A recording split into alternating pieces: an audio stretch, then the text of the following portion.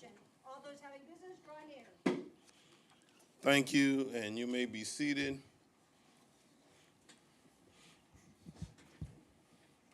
Let me first say to you that if you have a telephone or electronic device that may go off in these proceedings, please, ma'am, please, sir, mute them or cut them off, all right, so that you do not interrupt these proceedings. I've asked you to be seated at this time as we bring forth the person who shall lead us in our inspiration and our invocation. And after his inspiration, when he gets time ready for prayer, I'll ask you to stand with him with prayer. And then after the prayer, we will have the Pledge of Allegiance. And I'm going to ask Commissioner Adams from the 8th District that he lead us in that. Okay. Today we are so glad to have someone I've known for a while. And we've had good actions and interactions with and doing things in this county. And Pastor Hubbard is spent his childhood in Beaufort, South Carolina, and his teenage years in Bible Baptist Church in Savannah, Georgia, where he was saved in 1968 while attending Bible Baptist College in Springfield, Missouri. He married his wife, Shirley, in 1972. After many years of pastoral ministry, Pastor Hubbard returned to BBC to co-pastor with Dr. Cecil Hodges in 1994. Became the senior pastor in 1997. In the spring of 2017, and with over 20 years of faithful service at Bible Baptist, Pastor Hubbard retired from the pastorage and now serves as chaplain for the YMCA of Coastal Georgia. I am so elated and happy to invite to the podium a friend of mine, a colleague of mine, and a spiritual brother of mine, Pastor Hubbard. It's good to see you again. Thank you. From Joel Smoker, our CEO of the YMCA, and myself, thank you, all of you, and it's quite an honor to be here and a part of the special time here with you. Like you, I get asked questions quite often, and some of them are pretty typical questions, daily questions like, how are you doing? And you have the natural response of, I'm doing fine, I'm doing well. Of course, we also know my wife and I lived in Kansas City for 6 years, and we managed a high-rise there, believe it or not. It was a Section 8 HUD building. It was part of our ministry there, Kansas City Baptist Temple, and we learned very quickly who to ask how you're doing and who not to ask how you're doing, because you might be there for a while. And so anyway, that was one of the questions that sometimes we get asked, and we try to be very, very careful about it, especially now that I am 70 years of age and have lots of aches and pains.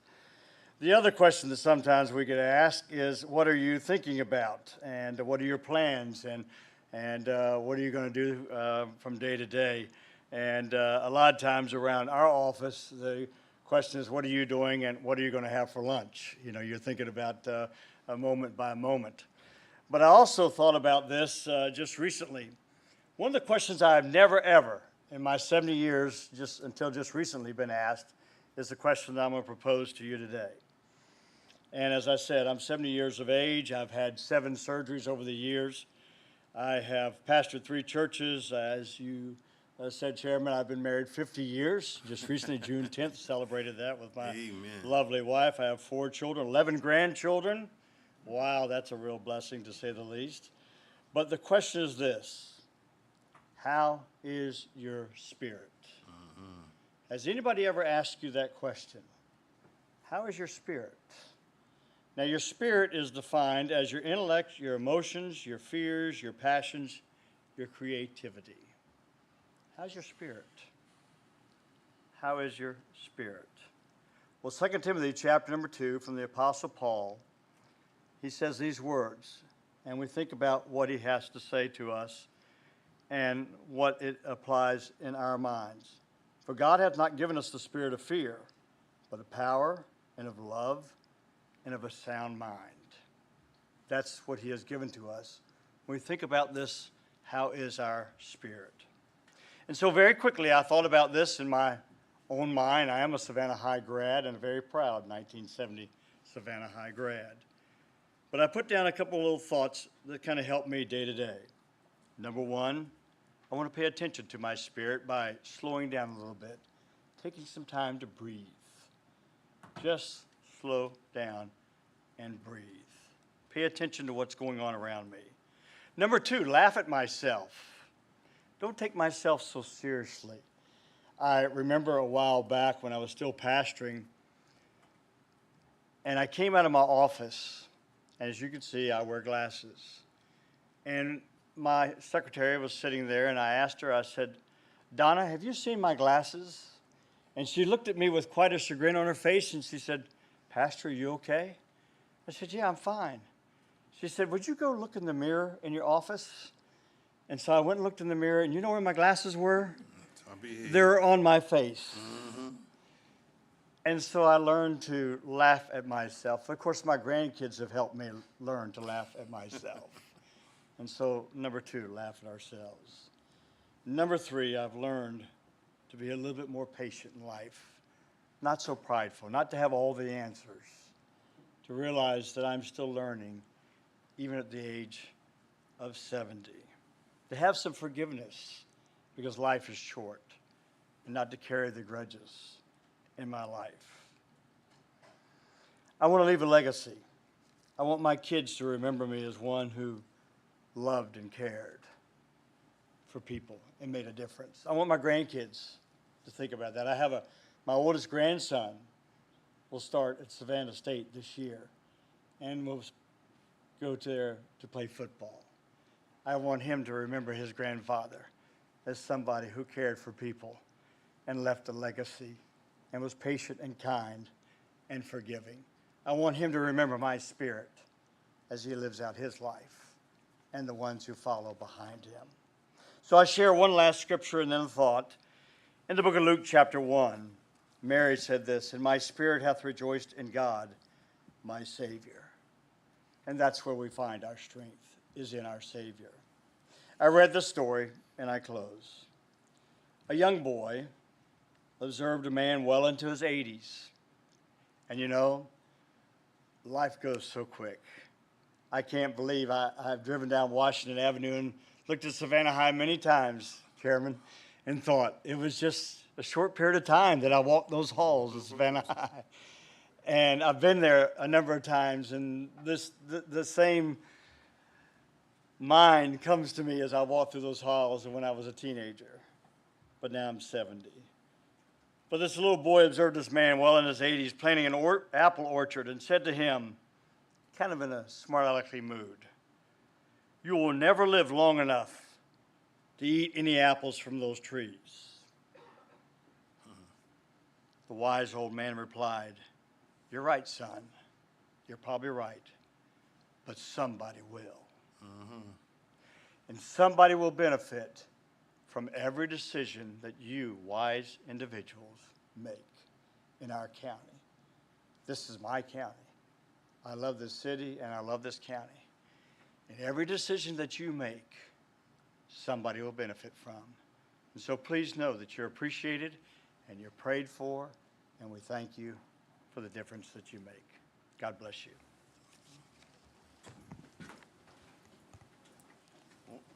Go into prayer for us. Okay.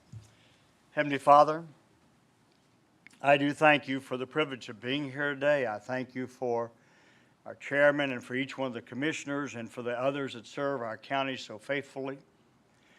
And please know that I have a list of each one of them. And different times I take some time personally to pray for them. I know what it's like to be in a position of trying to lead many, many people and trying to make a lot of decisions. And sometimes it's a heavy weight to carry. And so, God, I pray that you'll give them wisdom, as the book of James teaches us. And Lord, I pray that you'll help each one of us to consider how is our spirit and make sure it is one that is pleasing to you in every way. Thank you for each person here. Keep your hand upon them, bless them, provide for them. Let them know once again, God, that you appreciate them, and that I appreciate them. For it's in your name we pray. Amen. Amen. Commissioner Adams.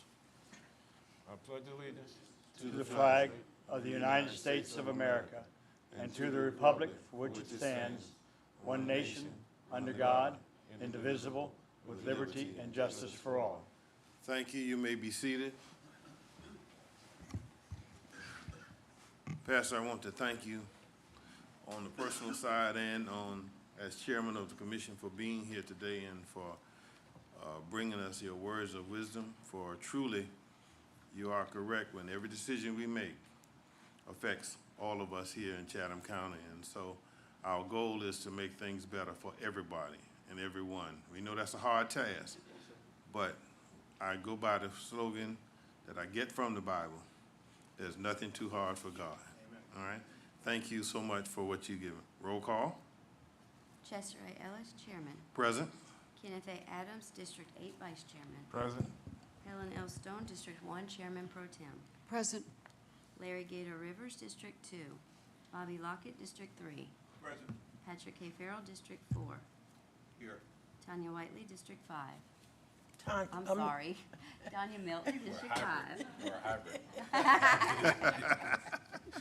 Present. Aaron Whiteley, District 6. Here. Dean Kickletter, District 7. Here. Thank you.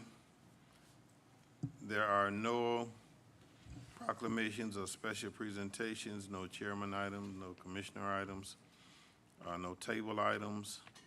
On the agenda, we go for items for individual action. Our first is to request the approval of the following budget amendments and transfer for fiscal year 2022. And the municipal grant fund, increased revenues and expenditures, $52,500 for the Georgia Department of Human Resources grant, fiscal year 2023. And the restricted court fee, appropriate $75,000 fund balance transferred to the sheriff's 50% drug surcharge budget. B, appropriate $225,000 fund balance in the CCPD camera fund and transfer it into the CCPD restricted operations budget. And the municipal grant fund, increased revenue and expenditures. A, $558,069 for the CJCC Juvenile Justice Incentive Grant. And the general fund transfer $90,244 from counter narcotics salary and benefits account to ICS salary and benefit account. Is there a motion? So moved, Mr. Chairman. Been properly motioned and second that the request be granted. Are you ready for the question? Please cast your votes. Thank you. 2, T-Spots update given orally by Suzanne Coolidge, PE, the county engineer. Ms. Coolidge.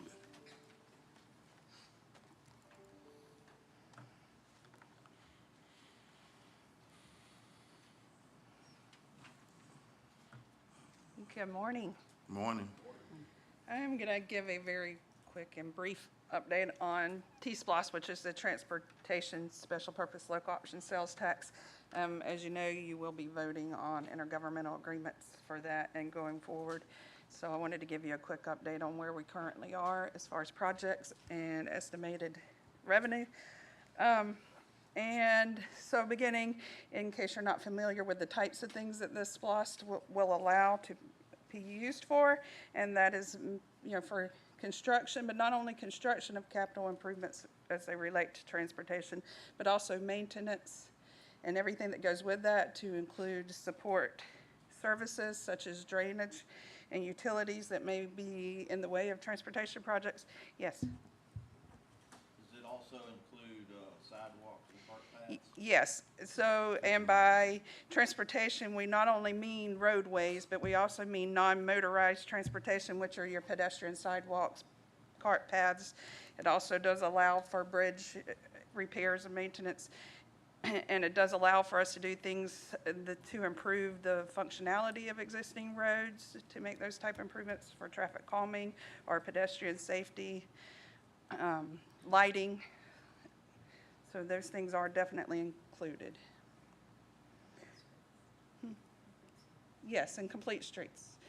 So that we can improve the function of our roadways to not only allow for motorized vehicles, but also the non-motorized pedestrian, the lighting and so forth that needs to go with that. The timeline for that, so if you vote today to move forward, then by August 8th, we have to have a call for referendum and submit the official language to the Board of Elections. Elections will be November 8th, and then collections will start April 1st of 2023 and be for 5 years. We've estimated to collect a revenue of $420 million over the 5 years. 1% of that goes directly to the state for their administrative services associated with that. Excuse me. And then we've worked closely with all of the municipalities to work out a fair and reasonable distribution of those funds, taking into account the requests of the municipalities, not only their requests for capital projects, but the money that they're also spending currently annually to maintain their roadway systems, their transportation systems. We took all that into account to come up with what we all believe is fair and reasonable distribution. We broke the projects up into what we call Tier 1 projects first, and those were the big capital projects that we all agreed would have a large benefit to the county or multiple jurisdictions. You'll see on here that a large number of them focus on the west side, and that's because we've seen a significant growth on the west side, and we're putting a lot of money towards that infrastructure to accommodate that growth. Any questions on Tier 1 projects? Yes, sir. All right. Commissioner Stone has a question on the Tier 1. Yes. Just a quick question, and maybe I misunderstood. Did you say that this did include maintenance? Because I thought all SPLOST money could only be for capital projects. T-SPLOST, I'm sorry, you were going to answer, John. T-SPLOST does allow for maintenance. Okay, that's a little bit Roadway unusual, is it maintenance. not? Yes. Okay, the second question I have, and I know this is probably a rhetorical question, but why is it that we have to give the state that percentage to collect it why can't we just do it here and keep the money? I'll let- They're required by law to collect the funds on T-SPLOST and disperse to Yep. municipalities. I know, but it would just seem to make a little more sense that it's collected here, it stays here, and there's no room for error, shall we say? Get the legislators to change the law. Just seems Good like, luck. it just seems like a shame, but anyway. All right, Commissioner Middleton. Thank you, Mr. Chairman. Can you go back one slide, please?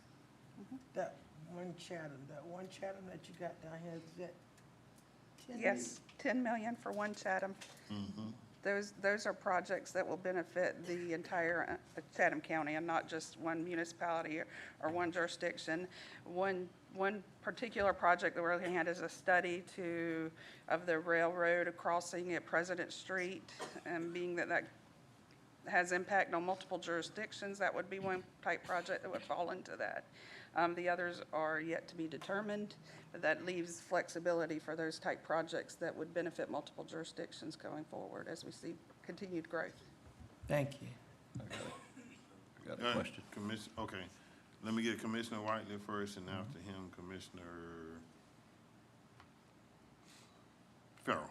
Thank you, Mr. Chairman. So with that, would the one Chatham allocation, that's going to be that it affects 2 jurisdictions or more? Or is there, do we have or is that kind of more fluid at this point? In a couple of cases, it's gonna affect 4 or 5 jurisdictions. But I'm saying at least 2 or more? Right, Okay. at least 2 or more, yes. Yes, sir. Okay, Gotcha. I understand the question better. Yeah, at least 2 or more, yeah. That fits under that one category, yes.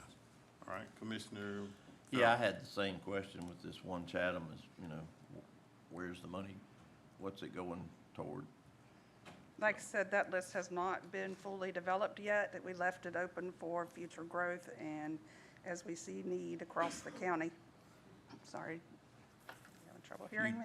Future growth, just any. Right, that's what, the list has not been fully developed yet. That list is there to accommodate future growth and as we see needs across the county. All right, will it be more fleshed out before it, before the August 8th? Or is this something that's just gonna, No, I think it's similar to, so in current SPOS, we have line items that allow for projects to be developed, such as unincorporated roads in current SPOS. So that leaves it open so that if we see a need in the future for a roadway that needs to be addressed in the future, that can be done. So this would be similar to that. It would be a, So does it have limitations? Wait a minute. You got it? so we may have to revisit that and get a little more narrow description, I think, to help the voters understand what they're voting on, but, All right, it's like, let me see if I can put it in perspective so you can understand where we're coming from, where she's coming from. Amazon decided to build a distribution center. There is no road, all right, to Amazon. So we had to create that road and we had to build that road. So what would go in is projects that fit like that. That's what they mean by future growth, all right? If a company comes up or something, you'd have the funds already in place that you could put that road in there so that you can get there. If there is a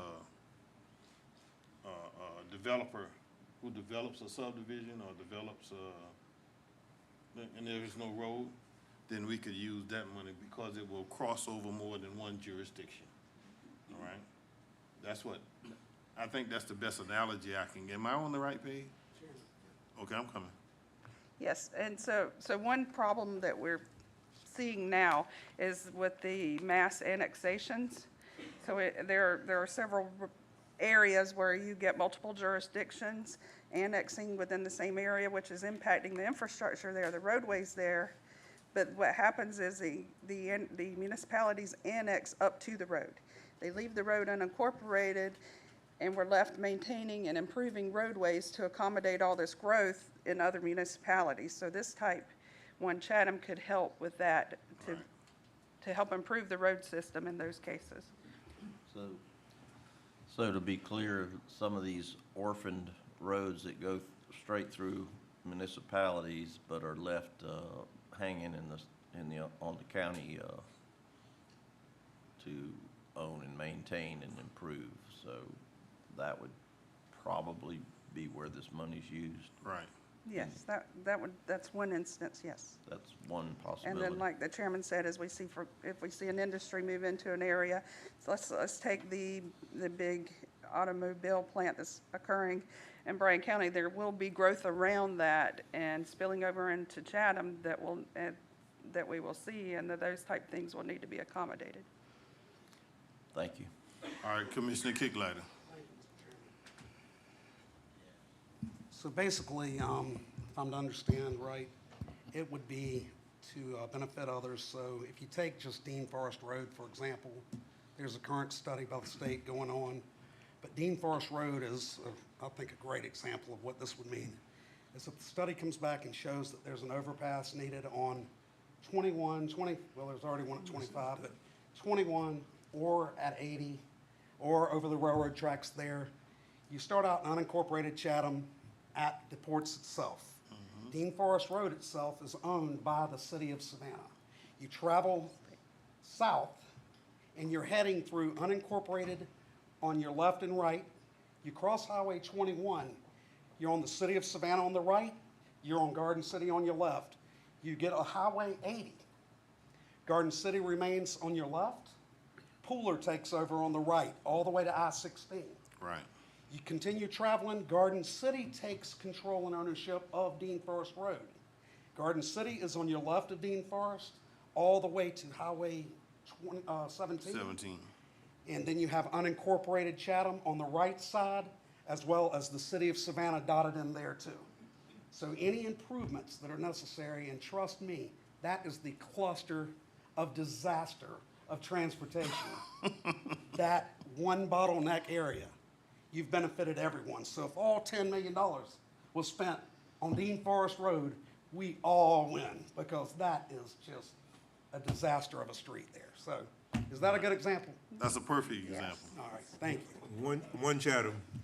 Yeah, one channel. All right, now let's go to Commissioner Milton. You had one. Okay, you good? All right, now, any more on this for her? Okay, you can proceed on. Okay.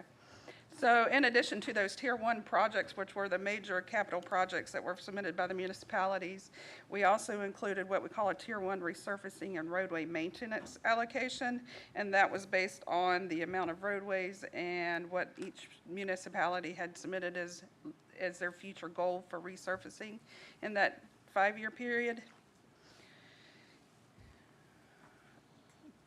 The third part of the allocation, or individual allocation to the municipalities in the county for projects that were identified by each of the municipalities in the county. This is the county's list, and it includes those Tier 1 projects, our resurfacing and their additional roadway maintenance, and then several projects that we've identified so far. The county's portion of all that adds up to $187 million. A little over $187 million. It includes several large projects that we identified as going to need operational or structural improvements over the next 5 years. There are several projects that we have on here to accommodate, like I said, the growth on the west side, but in addition to, we have several pedestrian projects that we now have concerns for that we need to see go forward, and this is one way to fund that. Those type projects are to extend the Truman Linear Trail. We have a Green Island Road Trail project. We have a project to extend sidewalks from Isle of Hope to Sandfly. There are several we also have the projects at Chevis Road and Gorard Avenue, because right now we have money to design those, but not money to fully construct. So this would allow us money to fully construct all those improvements. We also have several traffic calming projects, and then we've left money, what we call complete streets, some bulk items or general categories that fall into the law or what is legal to spend, but we left that there for future, when we identify future projects. So let's say we identify in one district some operational improvement or some traffic safety improvement that needs to occur, or a pedestrian improvement. We'll have that money there available in the next 5 years to do that.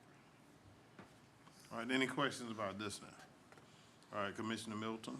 Thank you. So how do you determine who gets the fix? Well, that would be a board decision. Okay. The board would vote to create a project. I'll start my list today. The board would vote to create a project. Oh, you talking about more lists? Because you already gave me a list. Now you talking about another list. Oh, okay. And I've included on here the list from the municipalities. You'll see that in most cases, the municipalities stayed real general with the categories and didn't list a lot of specific projects. The county did theirs a little different and listed more specific projects because we wanted the voters to be aware of what we were anticipating to spend our money on. But there are some, that said, there are some big projects on here, such as Pooler requested $10 million, and the Tier 1 to widen Quaco Road from 16 to 95. No, sorry, from 16 to where it ends at the bridge. Now, there are several widening projects in Pooler for Pooler Parkway and so forth. I went backwards, sorry. Of course, Port Wentworth, there, you'll see Tier 1, you'll see 2 projects for Benton Boulevard widening, and that's because part of the road falls within City of Savannah's jurisdiction, the other part falls within Port Wentworth, and each of those jurisdictions are going to be responsible for the widening within their own jurisdiction, but there is money allocated to each of them. And that, those numbers were divided based on the amount of road or mileage in their jurisdiction. City of Savannah, you'll see they stuck to the primarily general categories, and they've divided theirs up into the general categories that are allowed, that were referenced in the law. Thunderbolt gave some specific projects, and primarily theirs are sidewalk and trails with some, and of course, some maintenance and resurfacing. So, just. Hold it right there. Oh, sorry. Yeah. I want to get the question so you don't have to be flipping back, okay? Commissioner Whiteley. Yes, thank you, Mr. Chairman. Ms. Cooler, in reference to that 95 and 204, and I'm Yes. assuming just any other projects, has there been any conversation with like DOT for our portion to be matching funds? Yes, we have had conversations with them. So the way we identified that 95 at 204, that intersection specifically, is staff went through and evaluated the accident history for all major intersections, and that was in the top 10 worst intersections that are not, and that one did not have any current project for it. So that's why we suggested that to be a project. All the others had projects already identified, such as Airways Avenue is a big one in Tier 1 that you'll see on there, which was one of them. And so yes, the idea is that Gateway Interchange, that we would definitely pursue some state and federal participation in that, but we would need money for match. Gotcha. And then, so those adjacent roads, when I think about Gateway, as well as on the other side, you have development down like Water's Edge and stuff like that. Is that included, or is this just specifically right there at that intersection? So we'll start with a study that shows us what those limits need to be and what improvements need to be made. Okay, thank you. All right. Mr. Chairman, All right, Commissioner Lockett. Ms. Coolum, along the same lines, that we had a conversation with DOT about the Island Expressway. Yes, we've had several conversations with DOT about Islands Expressway, and I'm assuming you're referring to the bridge. The bridge, That intersection, definitely. we definitely have, and the county did commit that once that bridge is complete and those improvements are open fully, that we would do another traffic study or signal warrant analysis to see if any signals are warranted. Okay, thank you, because that is a problem, and it has been. Thank you. Anything else? All right, go ahead. So I just wanted to point out, as you're considering, do we want to put another penny tax on voters? I just wanted to point out that this wouldn't be unique to Chatham County, that 39 counties statewide have already implemented T-SPLOST individually, meaning that is individual T-SPLOST for their counties. I highlighted those that are more coastal communities, so near us. And in addition to that, 68 counties also participate in what is known as the regional T-SPLOST, which means they're a part of a region, and therefore, so we would not be alone in implementing an additional penny on sales. And now, we don't have it on that slide, but we also can say that Jasper County, right across the bridge, has the T-SPLOST. They participate in the T-SPLOST too. So on all four sides of Chatham County, the counties around us are doing T-SPLOST, okay? All right, any other questions for Ms. Coolidge? Thank you, ma'am. All right, then we get back to the agenda. Request vote approval of a resolution authorizing the levy and the collection of a transportation special purpose local option sales tax, T-SPLOST, upon approval by referendum in the November 8th, 2022 general election. Approval of an intergovernmental agreement with the cities for the T-SPLOST to be fund the listed transportation projects, and further direct staff to forward to the Board of Elections a ballot question for November 8th, 2022 general election. Is there a motion? Second. Have a motion and a second. Are you ready for the question? Please cast your, question. For clarification, this is just so it can go on the ballot, is So that it correct? can go on the ballot. Yes, Okay. that's what this is. Thank you, Mr. Chairman. All right. Please cast your votes. Okay, thank you. Request Board of Commissioners to approve a resolution to place on the general election of November 8th, 2022, a referendum to repurpose SPLOST funds, SPLOST 3, 1998, pertaining to widening and median construction of Eisenhower Drive and repurpose the remaining funds of $3.5 million to assist in a project for the countywide plan for stormwater management to forward ballot questions for the November 8, 2022 election to the Board of Elections and to direct the Board of Elections superintendent to call for elections and advertise a notice of referendum in the legal organ for 5 consecutive weeks. Is there a motion? Second. Properly motion and second. Are you ready for the question? Are there any questions now? All right, no questions. Please vote.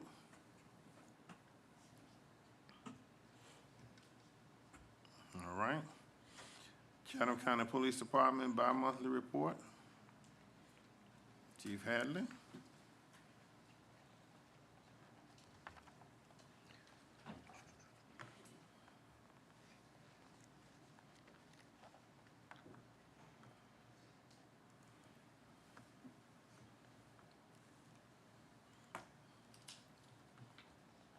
Well, good morning, everybody. Morning. Just like to begin with our most recent statistics. As you see here, to your right, over on the right, encapsulated in blue, we've had 13 rapes and sodomies year to date, which is much lower than compared to last year.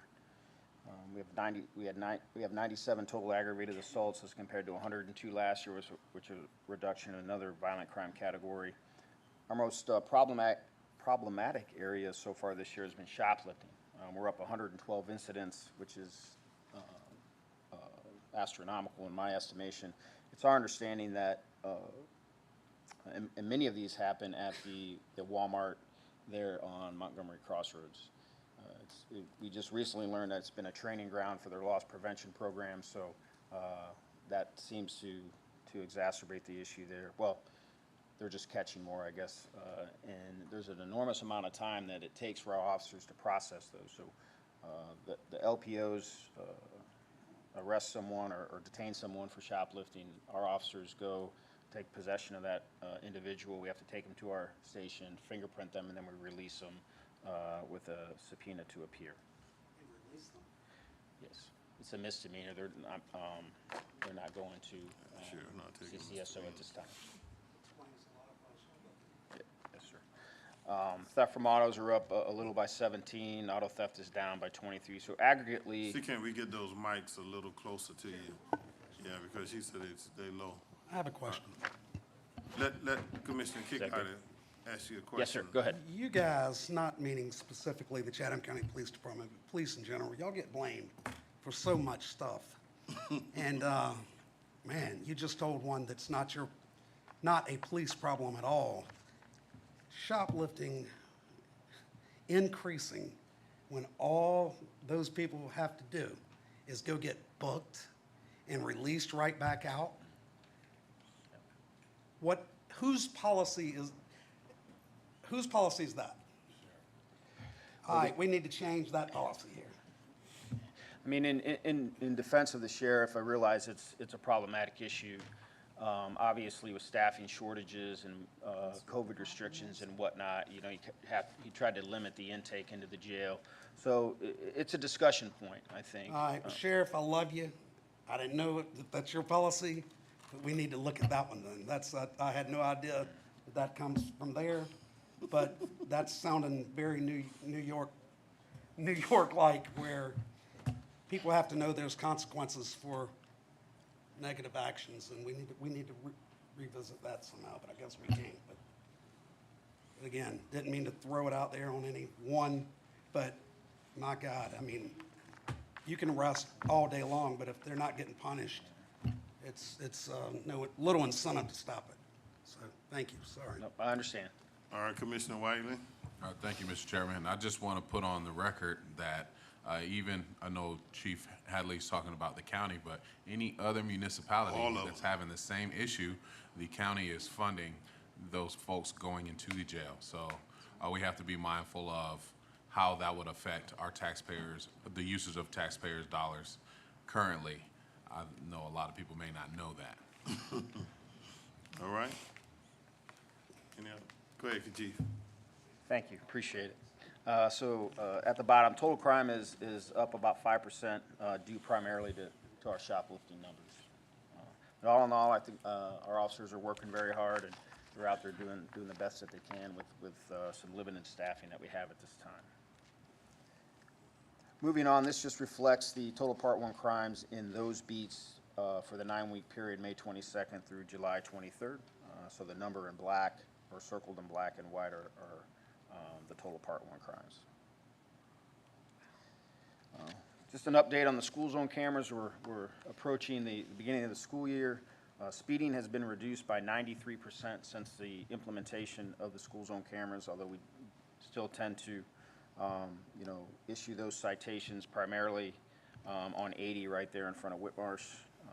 We have put out all kinds of public service announcements. You can actually get on your Waze app on your phone. It'll tell you when you're entering this zone and to slow down.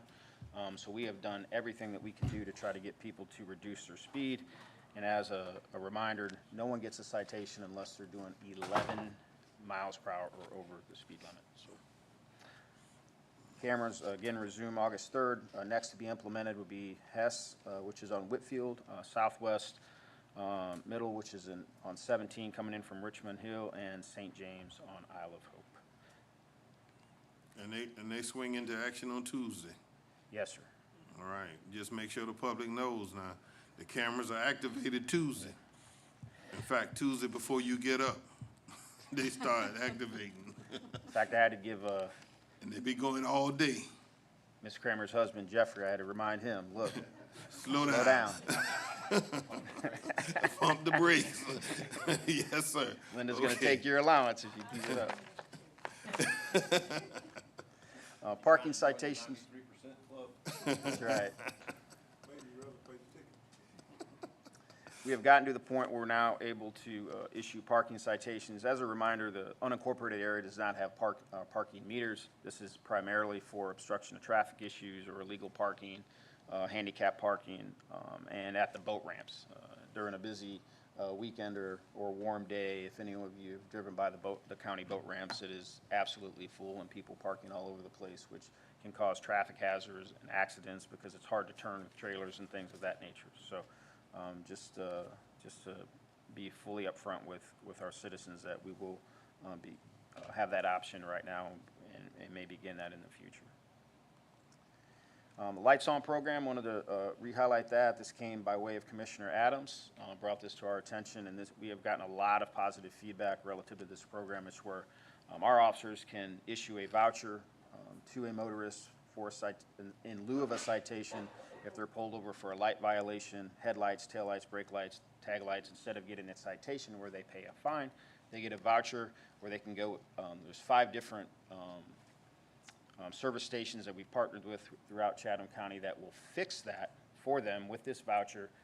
Then that service station submits that voucher for reimbursement from the Lights On program. So very positive program in my estimation, and I'm very thankful to Commissioner Adams for bringing that to our attention. So thank you, sir. Kudos. We do have active shooter training that's for free for any businesses or organizations. You can contact Sergeant Tony Sladen at the 912-651-4701 for more information. We've already had several entities reach out to us, and we'll be facilitating that training for them free of charge. Homeless referrals. Our officers out there interacting with our homeless population have one of the common frustrations for some of those individuals is that they need assistance in obtaining proper identification. So we've been diligent in getting them that information and how they can go about that, and have even given some of them courtesy rides to that location so they can obtain identification and be able to get some of the services that they are entitled to. So Kudos to our officers for recognizing that need and being proactive in helping those individuals that are struggling out there with homelessness. We did have an incident out on the west side. Many of you may have seen about it, where we attempted a traffic stop on a stolen vehicle, fled into the Henderson neighborhood. The vehicle was abandoned and the suspect fled on foot. We were able to get in the area. As you see, we have a mosquito control helicopter helped us as well. He attempted to get into several homes. He actually was successful in getting into one, asked if he could hide, and then he took off. He jumped into the pond at Henderson Golf Course. Our Marine Patrol responded, as well as Eagle One from Moscon, and then there was an alligator in there, and he was circling the suspect.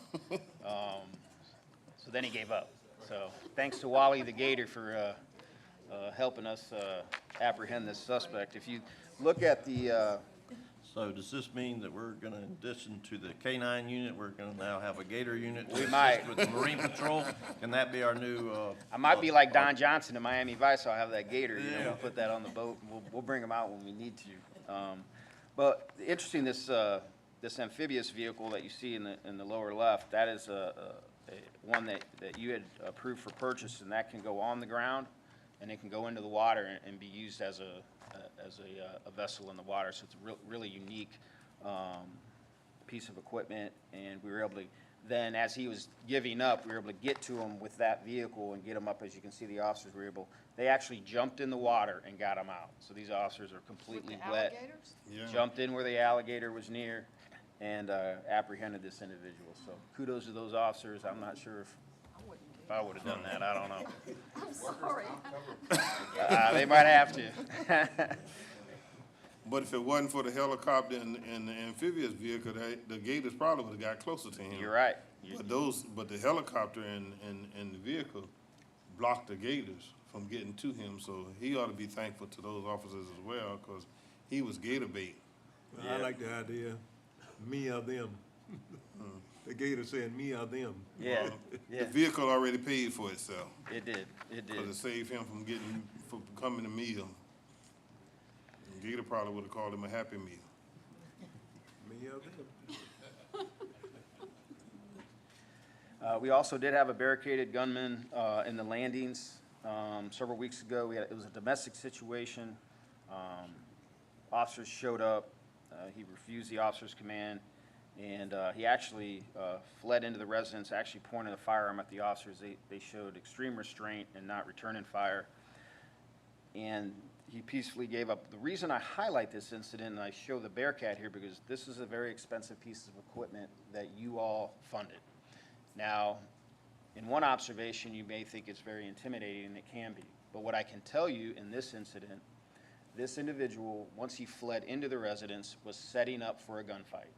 He had strategically placed weapons in multiple rooms near windows within that residence. When this vehicle was able to, number one, get officers close to the residence in safety without, where they have cover and can be protected, once this vehicle, and he observed this vehicle pull up, he gave up. So he realized that he was outnumbered or outmatched or whatever was in his thought process, and he was able to surrender, come out, and we got him, we took him into custody, get him the services that he needed, and charged him. But that piece of equipment, albeit expensive, de-escalated the situation, did not escalate the situation. So, and we did this, and this is the Chatham County Police and Chatham County Sheriff's Office joint SWAT team. So sheriff's officers were out there, CCPD officers out there, and that's the collaboration that we have with the sheriff's office. So we're very thankful that very volatile situation was resolved with no one getting injured, officers and or citizens. Moving on, I just wanted to highlight some of our Marine Patrol activities so far this summer. The conductor assisted with 7 search and rescues, assisted 16 grounded or distressed boaters, located and recovered a stolen boat, several abandoned boats, provided public classes on boating safety, investigated 4 boat crashes. As we know, we've had some significant boat crashes here, unfortunately, in our waterways. DNR comes in and investigates those from the fatality perspective. But we work hand in hand with them in assisting in recovering the vessel or anything that may have been in the water and submerged, where we may have to use our dive team to go down and recover evidence and things of that nature. So I'm very pleased that Lieutenant Sharpley is in command of the boat unit. He's a longtime Savannian and knows these waterways as good as anyone you're ever going to find. So we're real thankful for his leadership. But I just wanted to highlight that. This is an M&O function, so the county funds this and for the betterment of all people in Chatham County. So, moving on, just some summer community activities. We're going to do a school supply drive tomorrow, actually, at Carver Village Community Center. Us, along with the Sheriff's Office, are doing a books, bikes, and badges. Assistant Chief Shoup will be there, along with Captain Fandridge and our new neighborhood liaison officers. So thankful to the Sheriff's Office for piggybacking or allowing us to piggyback with them. We did a teddy bear drive with Phi Beta Sigma. We got more teddy bears than we know what to do with right now, but I'm sure we'll get them passed out. We also did a charity basketball game, blue versus blue. So Chatham County played Savannah PD along with other members from Phi Beta Sigma. It kind of reminded me of Pastor Hubbard's comments when he was talking about driving by Savannah High and remembering going back. And, well, I decided to play, and I thought I was 22, forgot I was 52. And I can tell you, I hurt the next day. Let me tell you, I hurt. And I kind of shook my head and said, boy, I probably made a fool of myself. But we had a good time, a lot of good spirit. We were able to raise a lot of materials and supplies for the safe shelter. We took them paper towels and toiletries and all kinds of things for them, for their domestic violence victims, and I delivered them last week to them, so they were very, very thankful for that. But a big shout out to Phi Beta Sigma. We have a great partnership with them and appreciate them immensely. We won. Yep, we won. I did not score a point, though. They never passed me the ball. I don't know why not. We participated in the Savannah Mile. We've also had several pops with the COP program. So we just continue to try to engage and relate to our community in many different and variety of ways. So, and that's our bread and butter, and that's good for the spirit. Pastor Hubbard talked about spirit. Well, our officers need their spirit, nurtured as well, and this is good for them. So appreciate all the hard work that went into that. This is our new neighborhood liaison officer. Last time I was here, I said goodbye to Esquina White, who went to the FBI, and we wish her well. And then Officer Kadisha McCowan was named our new neighborhood liaison officer, and she's doing a fantastic job and just picked up where Esquina left off. So just wanted to let you see her face. You'll see her tomorrow if you're out at those events. And we'll also be at 9 Line tomorrow. I believe there's an event out there that Commissioner Whiteley will be at. Captain Fandridge will be out there with a booth. So we'll have some trinkets and things of that, some giveaways and whatnot. So just so you know, we'll be there. Moving on, I wanted to highlight Captain Nick Ojanovic graduated from the FBI National Academy in Quantico, Virginia. It's a professional development for the rank of lieutenant or higher. About only 1% of law enforcement gets to go to this ever in their career. It's kind of the West Point of law enforcement. It's an 11-week executive leadership training curriculum. You actually get enrolled in the University of Virginia and get college credit for it. He didn't need it. He has a master's degree. There's 250 people from all over the United States and the world. I just wanted to highlight that. We'll continue to try to develop our staff and get others this opportunity as we go forward. National Night Out is coming up August 2nd, next week. We'll be out visiting the neighborhoods and having our presence known. I believe that's next Tuesday, if I'm not mistaken. So if there are any neighborhoods in your districts that you know are going to have a National Night Out event or just a little get-together, please let us know so we can make an appearance. Our staff will be out there all across the county, trying to be seen and be heard. So. And that's the end of my formal presentation. All right, any questions for Chief Hadley? Thank you, sir. I got a question. Oh, question. This way. I'm sorry. I beg your pardon. Yeah, was there any incident on Isle of Hope Tuesday? None Last that comes to Tuesday? mind, sir. Okay. Thank you. I can look through our dailies and I'll email you. Okay. All right. Thank you, everybody. Hope you all All right, have a great thank you. weekend. Thank you. All right, now, hang on now. We had added our action calendar. No one expressed any idea, any desire to pull anything out separately. May I have a motion to accept? May I please ask to remove 9 for a question? All right, number 9. Okay, Thank you. all right. Any other? So may I have a motion to accept the action calendar in entirety except number 9? So moved. Second. Properly motion and second that we accept the action calendar in entirety except number 9. Are you ready for the question? Please cast your votes.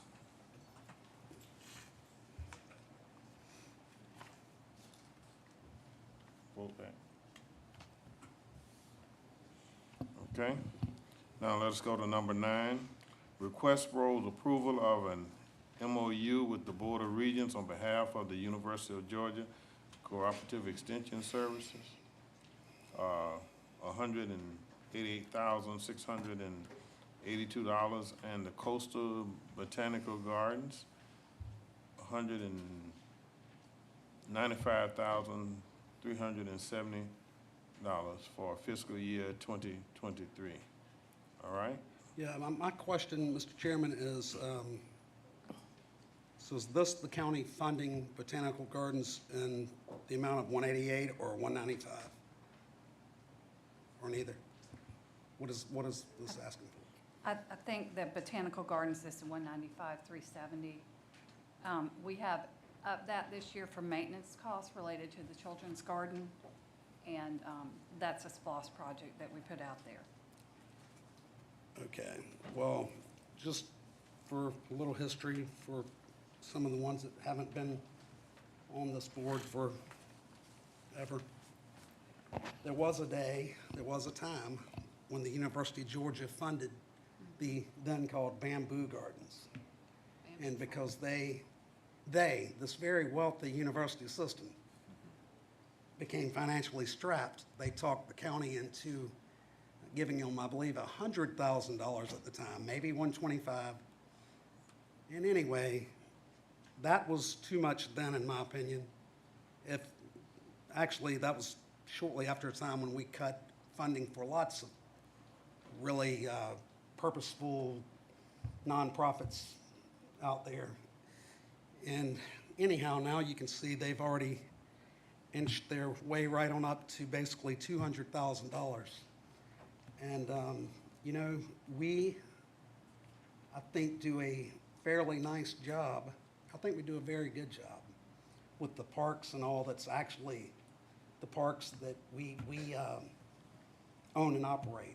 We're now, because of hard work of staff and commissioners, starting to do an excellent job with the parks that we're responsible for, but we can go right through any of them and see where additional monies should never be turned away to maintain what we have already.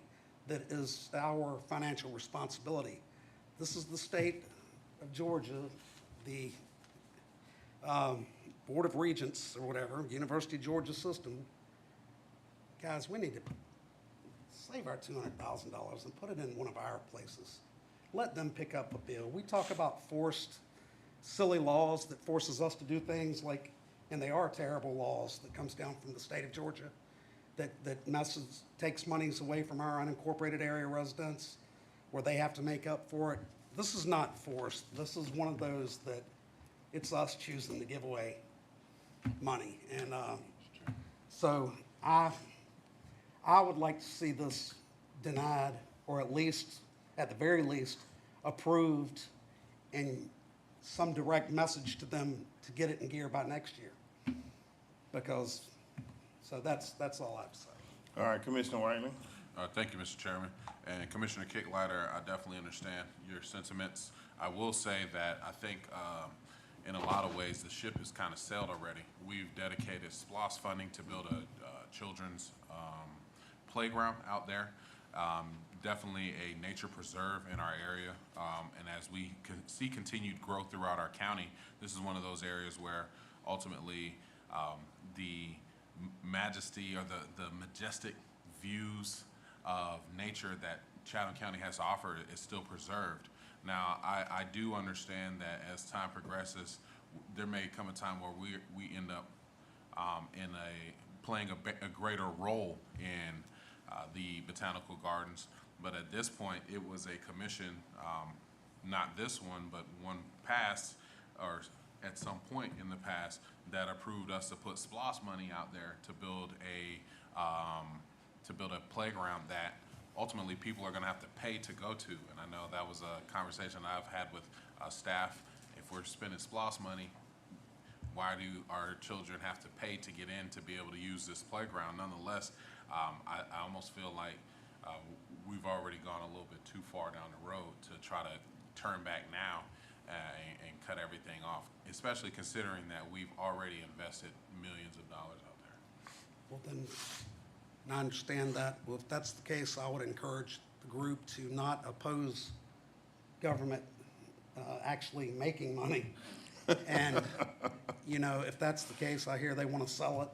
Maybe we should buy it, put an animal or two out there that would draw people in, increase some ticket sales, give something where we can actually maybe not lose $200,000 on it. That's future conversation. Yeah, just as by way of information, staff has already been in discussions with the university system to provide more county involvement. So we'll be coming back to you with a potential plan. So, but we already have started the discussion. Potential purchase. Well, and I'm always up for additional revenue sources, and I can say that I know where we can find some wild hogs in District 6 to place out there. And I do think that's a step in the right direction. Then, if we're going to spend the money, the taxpayers should own it. So, thank you. Commissioner Milton. Thank you, Mr. Chairman. Now, we used to get a lot of use out of the bamboo farms. I don't know who owned it at that time, whether the county was funding it. But what are these funds being used for? Is it maintenance or is it salaries or? Some is for salaries, but as Commissioner Whiteley indicated, we've got a significant investment with the children's garden. First phase is about complete, and we talked with Dr. Davis this week about a potential ribbon cutting on the first phase, and we'll be looking at the second phase coming up. But some of it is salaries, some of it is for maintenance, and we want to make sure that with the investment that the county's put there, you know, it needs to be maintained. So we don't want to throw that money away. But we'll be definitely having some discussions with the board and the university systems going forward. So there are fees already in place for attendance? Yes, and we have been using the facilities out there. When the county has something out there, we don't pay a fee to have meetings and those kind of things. So it's been beneficial for us also. All right, Commissioner Stone. One real quick question. The Bamboo Farm in the past has hosted a garden day, and they have vendors come in and sell things. Why are other people bringing in their bamboo to sell at our bamboo farm? I know they have, they hold a plant sale annually. I'm not sure that other people are bringing in their own bamboo. Well, I had to buy some from them. So when I asked to buy bamboo from my own bamboo farm, I was told we didn't sell it. So that bamboo is something you have to maintain, and it comes in clusters, and we could be selling it. And people, I mean, we have numerous varieties of bamboo out there. I mean, some that people would love to have. So I don't know why we're not bundling it and selling it, why other vendors were coming in and selling their bamboo, that like the black bamboo and different bamboos. So we're missing the boat if we're not actually selling what needs to be culled and pulled out each year. All right, we can definitely have those discussions with Dr. Davis and bring something back to you. Okay, but I mean, I paid $30 a bunch, and you know, we could be making money. All right, let them get the let them get the logistics of all that and get back to you. All right, now may I have a motion to approve the request? So moved, Mr. Chairman. Second. Properly motion and second, that request number, which is number 9 on your schedule, and the MOU with the Board of Regents be approved. Are you ready for the question? Discussion has been made. Please vote.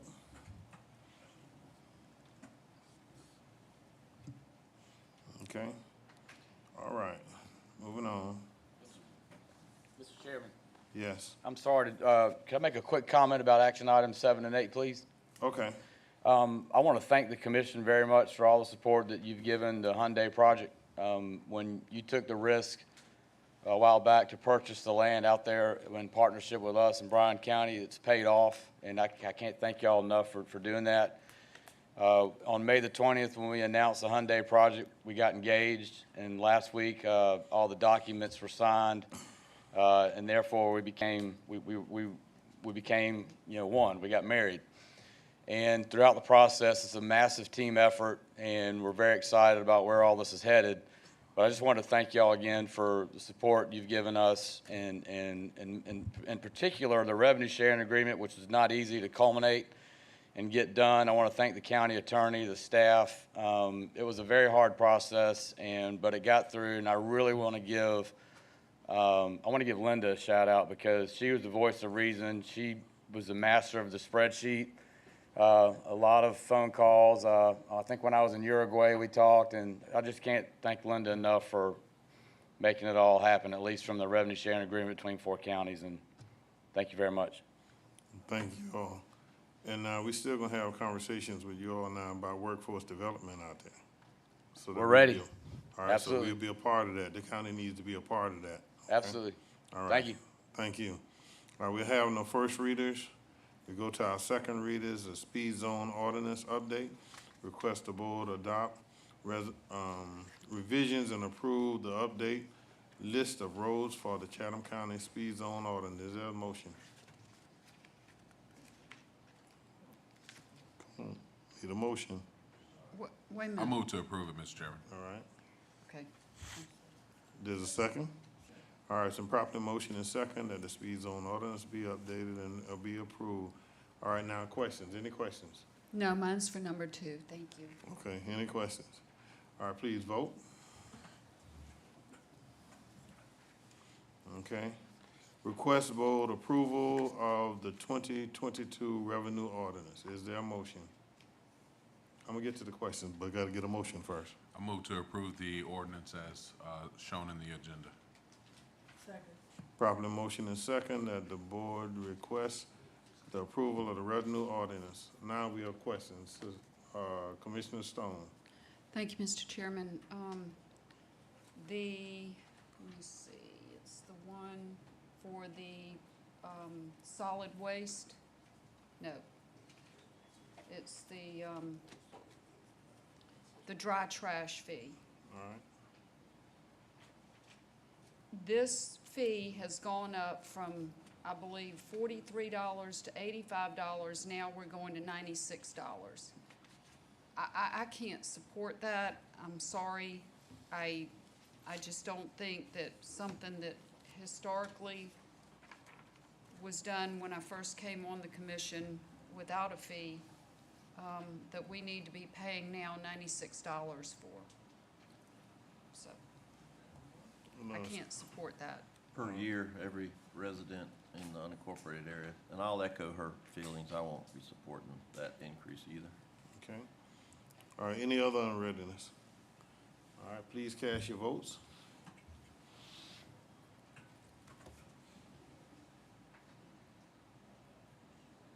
Okay, and we can't break that.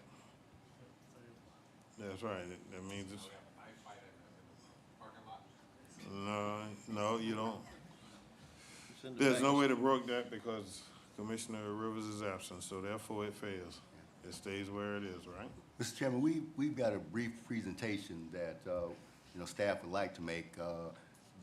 Well, even if staff make a brief presentation, it's not gonna change anything. The vote is taken. Yeah. Well, one of the issues is we need to establish that dry trash fee. I think today, for the tax commissioner to put it on the tax bills. Unless someone who voted in the negative gonna change their vote, we're where we are, we deadlocked. And Why? Could I, Y'all get rid of the entire dry trash fee, I'll vote yes. can I offer? This is a problem that we're facing, is that we've got to get the bills out. that's one of those time And the sensitive things that I told you digest- about. It'll delay getting the digest to Atlanta. Okay? Mr. Chair. And Well, that's a we've- big deal. We've expressed our desire to see something different than that increase, and we haven't gotten it, so this is where we are. Okay.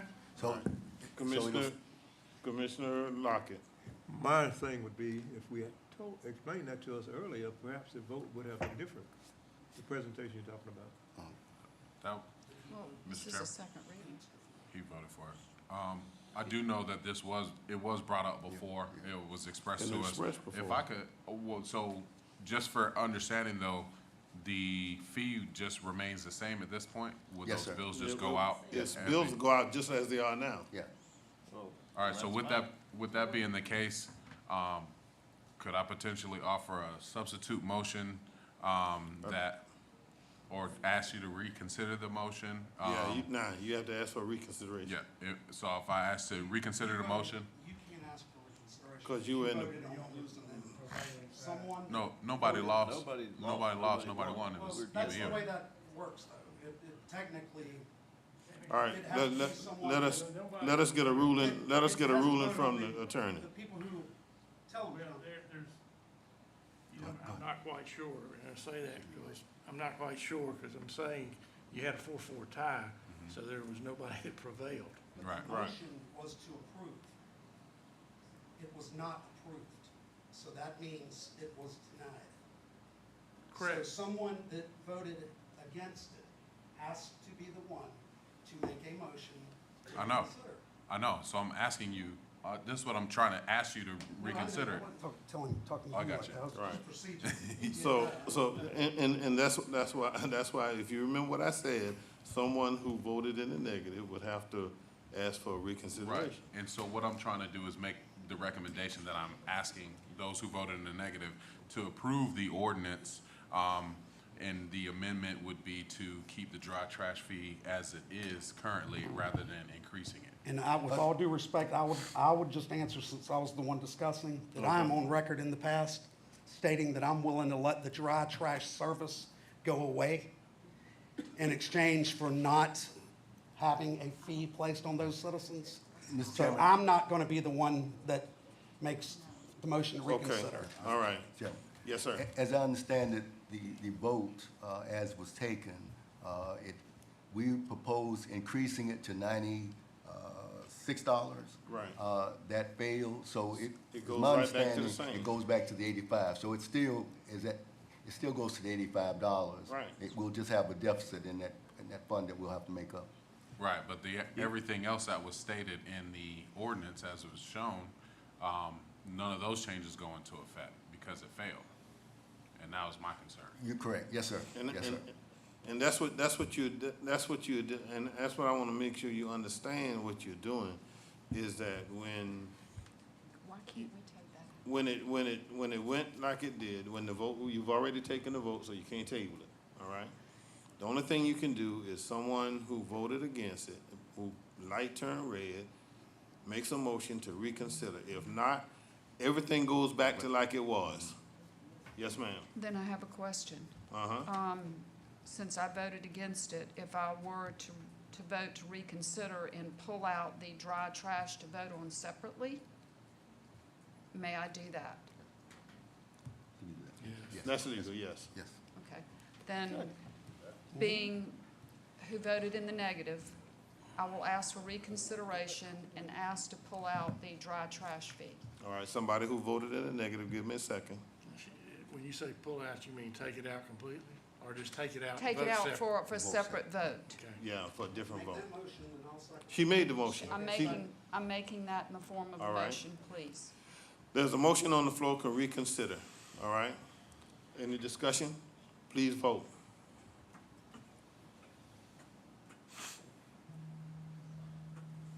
right, now, I got you, Mr. Chairman. okay? Mr. Chairman, I'd like to make a motion that we approve the revenue ordinance as stated in the agenda while removing the dry trash fee portion of said ordinance for a separate vote. All right, then properly motion and second that the revenue ordinance be accepted except for the dry trash fee. Are you ready for the question? Yes. Any confusion, all right, please vote. Okay, now, we go back to the dry trash fee part, right? Mr. Chairman, I make a motion to deny the increase for the dry trash fee. And leave it at 85, And current. leave it at the current $85. I need a second. Before we can do anything with it, we need a second. She has a motion. All right, it's been properly motioned and second that the dry trash fee increase be denied and that it remained at its present rate. Are you ready for the question? Mr. All right. Chairman? just- Unreadiness. Can I, yes, I'd like to hear why we're increasing it. How does this, will this affect it? I understand we do have some sort of, All right, that's the presentation. gotcha. Yeah. All right, that's what I'm trying, I'm manipulating it, but that's the way I'm getting to. Now we can have the presentation. Okay, I'm gonna Okay. ask Ms. Davis to come forward, and we'll, and Mr. Wright to give you that, We kind of that information. separated this up into two Yep. sections. Where is this? Okay, there we go. The operation sections and then kind of a financial history.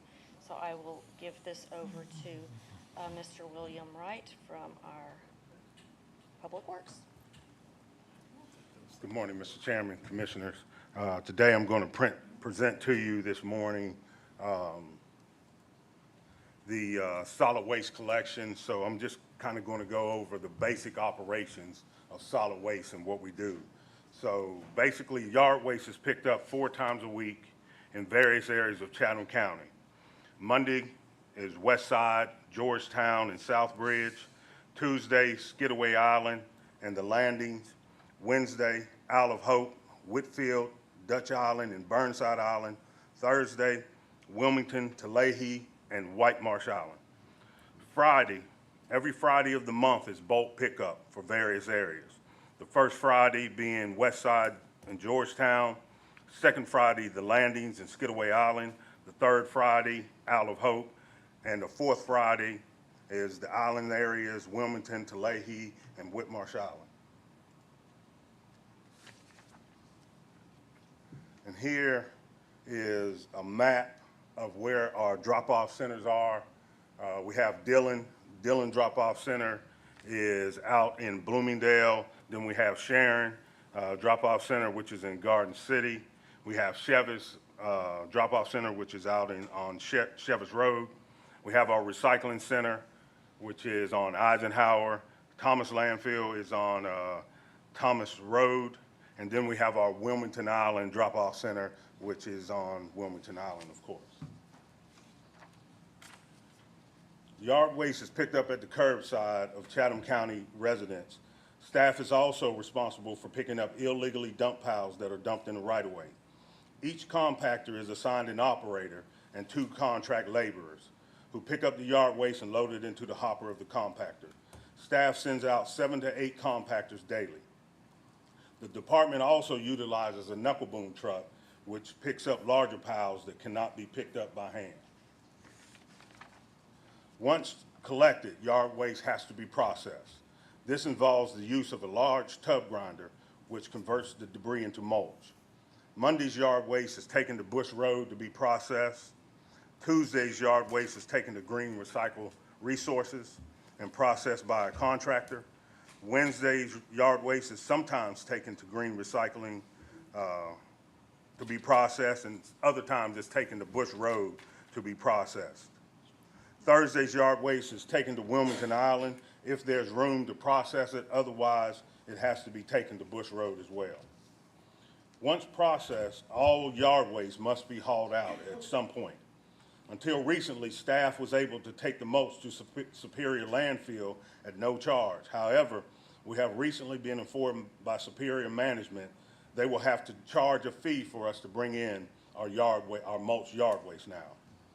There is also a composting program that the county utilizes. A contractor goes to our various drop-off center locations, Wilmington, Bush Road, and Chevis landfill to haul out mulch and take it to their facility in Hardyville, South Carolina for composting. Staff is also in the process of establishing areas for citizens to get mulch, and citizens are always welcome to get mulch from the drop-off centers. Since March of 2022, Yes, last stop. Since March of 2022, staff has removed approximately 1,864 tons of yard waste from Wilmington Island Drop-Off Center alone. Staff estimates there's about 6,317 tons of mulch remaining, which is about 1,050 tandem loads of mulch. Staff estimates anywhere from 175 to 225 tons of mulch per week being brought into Wilmington Island Drop-Off Center. The above calculations do not account for the yard waste at Chevis, Sharon, and Bush Road locations.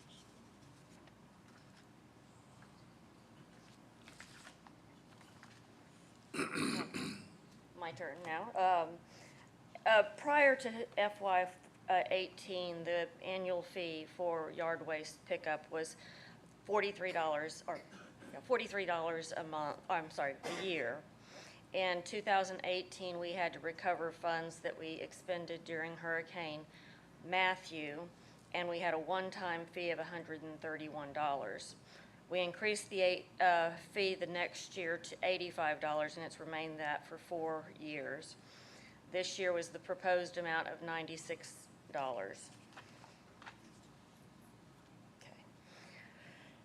In 18, with that extra $131 fee, we had revenues exceeding expenditures of $2.5 million. Then over the next 5 years, we have, other than 2021, we have had losses. Part of this reason is we've had to replace a lot of equipment. As you can imagine, all of this is a huge burden on very large, expensive equipment. And also in Hurricane Matthew, we learned that knuckle boom trucks come in very handy if we want to pick up our own waste rather than contract it out. We spent over $5 million on equipment, and they are looking to replace their tub grinder at a cost of $1.1 million very soon in the future. Otherwise, this whole program's a loss anyway. And some of the cost increases, we took our minimum wage from $12 an hour to $15 an hour. Now we have to contract to haul the waste, whereas before they would come and pick it up without cost. And we have to pay to dispose of the mulch. And as I mentioned earlier, there's a lot of heavy equipment that is required in this business, and it's not cheap. The trash trucks alone are $235,000 each.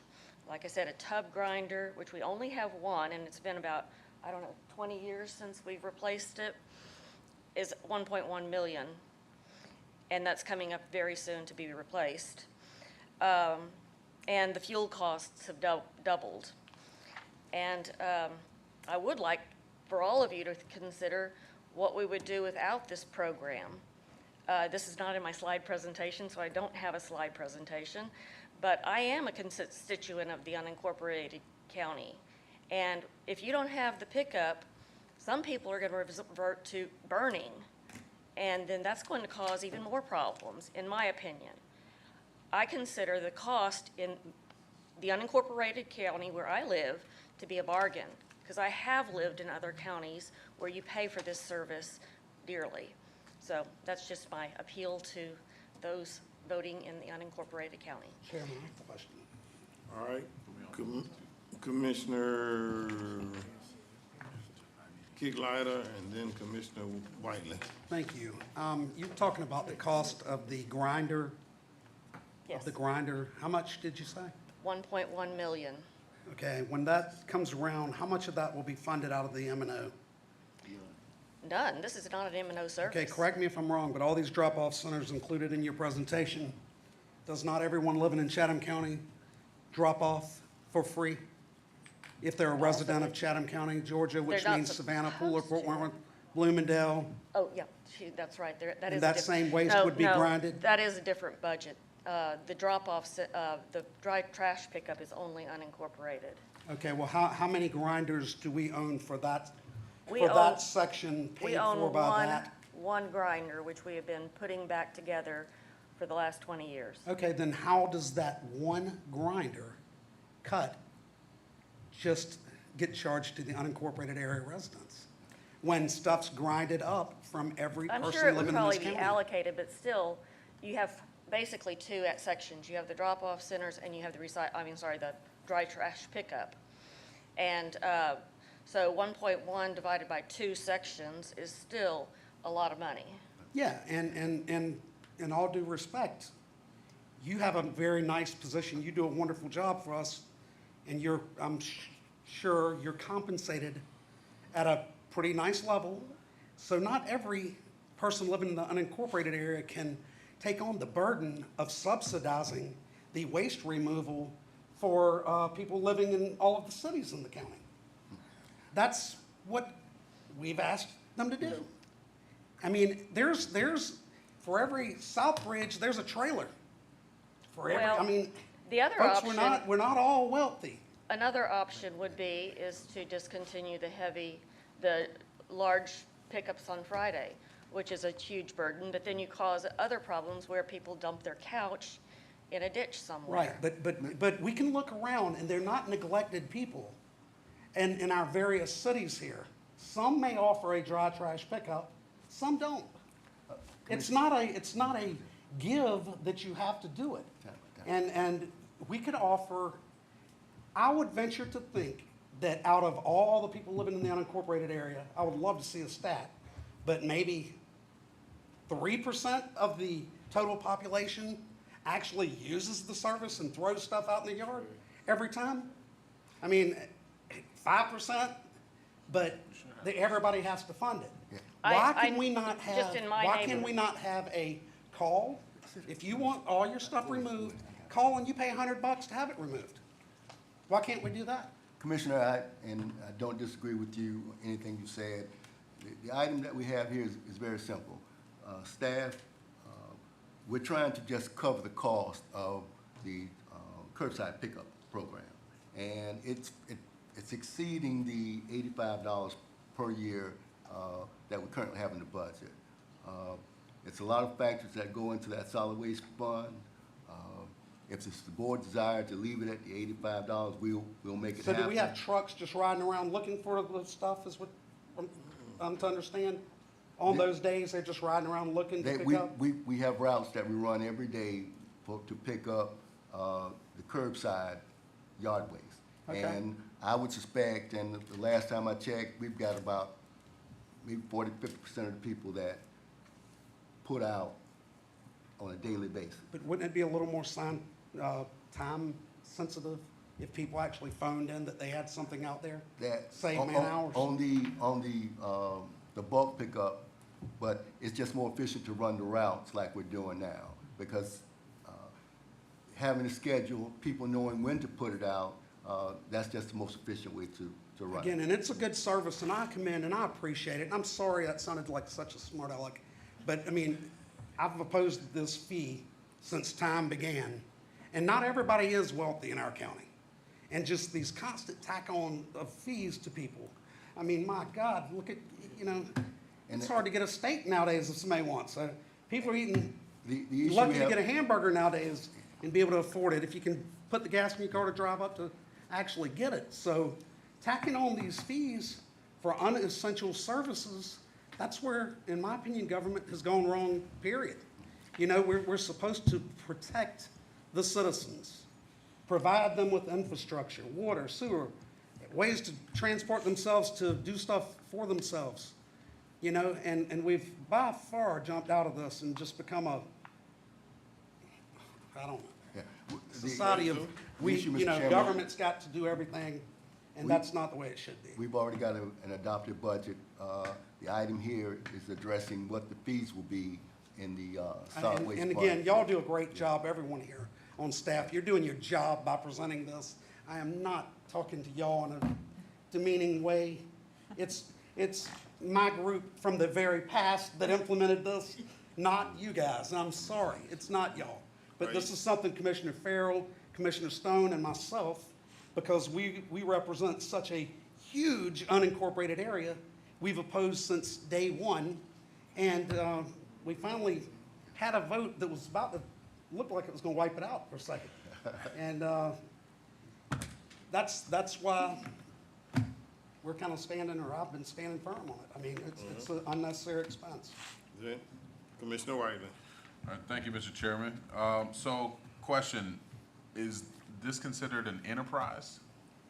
Yes. It is? So with that, there's no option for an opt-in or opt-out?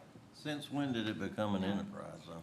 It's in the solid waste fund. It's always been in the solid waste fund. We actually pulled it out. It's in a separate fund now. The drop-off centers are in the solid waste fund, but the curbside pickup is in a separate fund to reflect just the cost of the routes. So it's not an This is enterprise just for zone. the cost of the routes and the gas and that kind of thing. So it's not an enterprise zone. It is an enterprise fund, So yeah. why was it not originally an enterprise zone when it started? I don't know, I wasn't here. And why did it go from not being an enterprise zone to being in one?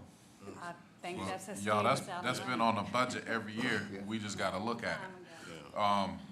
With that, so is it, because it is considered an enterprise then, could we offer an opt-in? And what I'm thinking of, well, let me back up. And this, Mr. Manager, if you could ask Mr. Wright this, how many people actually use the service? I mean, I think on an average daily basis, we're looking at well over 70% of residents that are using this. And it could be more because it just depends. Some areas have a lot more, like the west side is very heavy.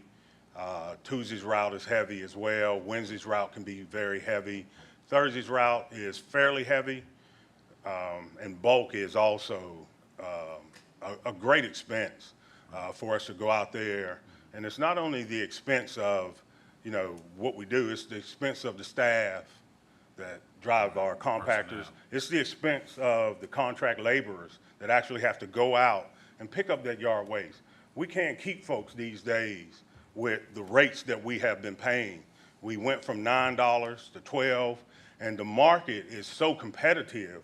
We've had to move these rates today to $15 an hour.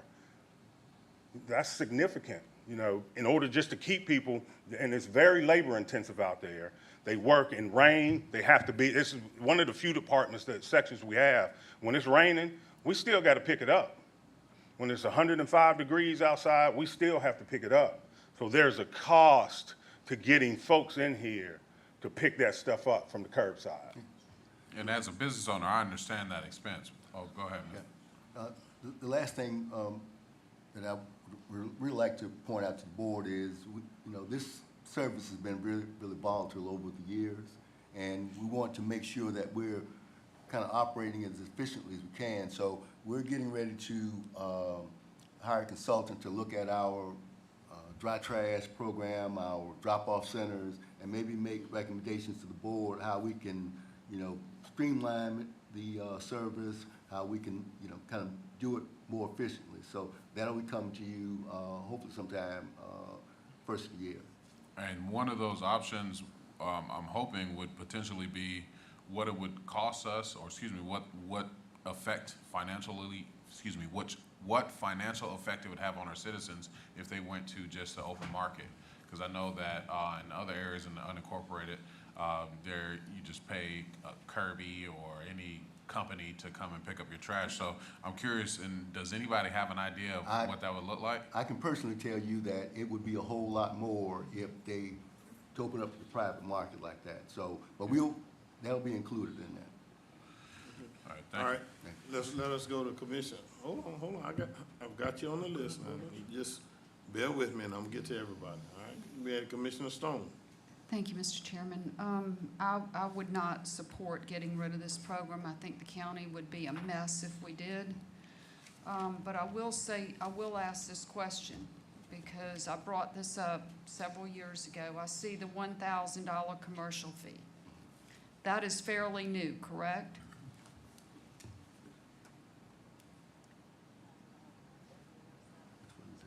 We've never been charging for commercial, like apartments and places like that, this $1,000 fee. This is fairly new? Yes. Okay, so that hasn't gone into effect yet. And I'm fine with, when I used to see these large apartment complexes and mobile home estates with all of their bulky items and dry trash out there, and it was massive. And we were picking it up for the same price that the individual property owner was paying. So now, we don't know, hopefully this $1,000 is going to make a big difference going forward.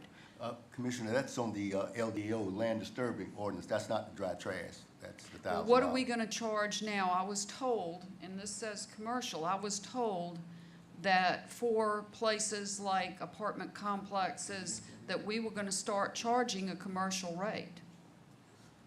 I think they had talked about looking into that, but I don't think we have Don't actually look into it, it proposed needs to be done. It is not right for Well- someone who owns a complex of buildings where people can put out 10 sofas to charge them the same as a person who owns a residential piece of property. So we haven't even done our homework here, and trust me, I really appreciate this service, because I do all my yard work, and it's really great that I can take it out there. I'm not as big on the bulky items as I am on the yard debris, and I get that, and I appreciate it. But I want it to be fair, and right now, when and I know you all know, because I called your attention to one particular commercial piece of property, but we need to implement this. I mean, they're putting stuff out, it's being picked up, because in all fairness to the drivers and the people that work in public works, they don't know where, if they see a pile on the side of the road, they're picking it up. And I want to make certain that Mr. Smith, who owns, 12 condominiums, is paying a commercial rate. That's all. And I think once that's reflected, it would do a tremendous job in offsetting these expenses. You through? All right, let's go to Commissioner Farrell. I've got you on the list. Thank you. First of all, I want to start out with a compliment to Public Works and staff for the great service that is provided. 95% of my constituents are unincorporated residents, and I think as much as anything can be appreciated in its in a high percentage, that service definitely is. And it works pretty well for the scale that it has to work in, and it works very cost effectively.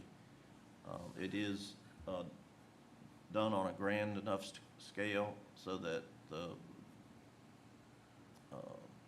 services provided are done at probably the most affordable rates that anybody could hope for. The private sector certainly could not match that.